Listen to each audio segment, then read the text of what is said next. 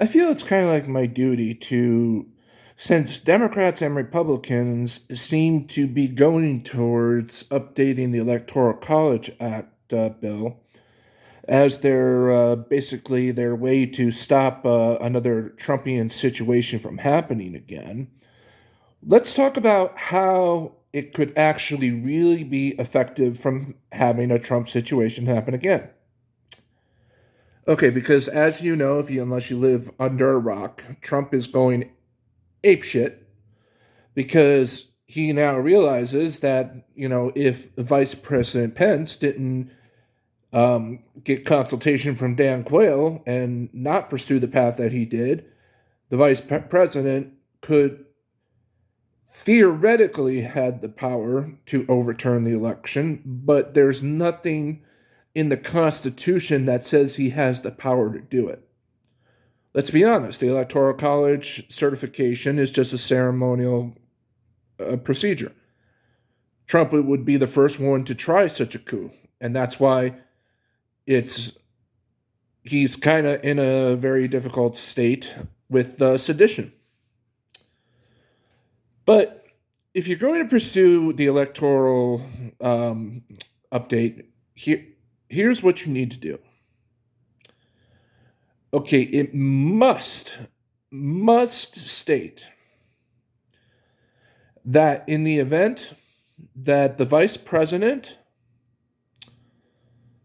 term ends, which is after January 20th, and if another House of Representatives Speaker of the House comes in, or if basically any type of power dynamic situation change happens, that Congress has to honor the original election results as is. No amendments are allowed.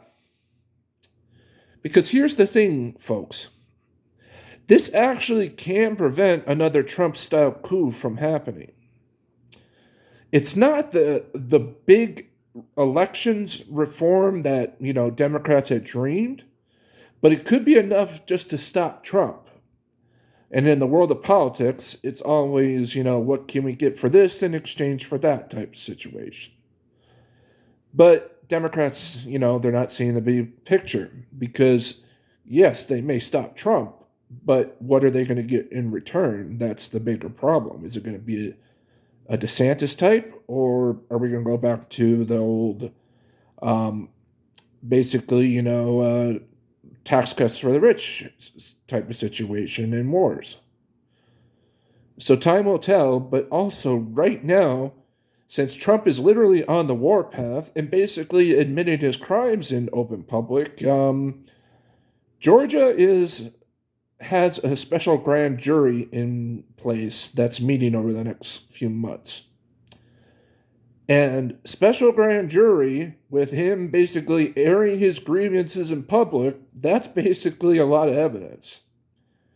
I really don't think New York is going to take him down. I really do think Georgia has a better shot now. But also, I am interested now if the Justice Department or the January 6th Commission actually recommends charges for sedition now. Because as you know, this week, Trump has been basically calling for that if this happens. And there is laws in place that basically you can't basically you can't put gas on the fire like this when it comes to sedition. I'm Todd. I'll see you next time. If you like these videos, hit the subscribe button.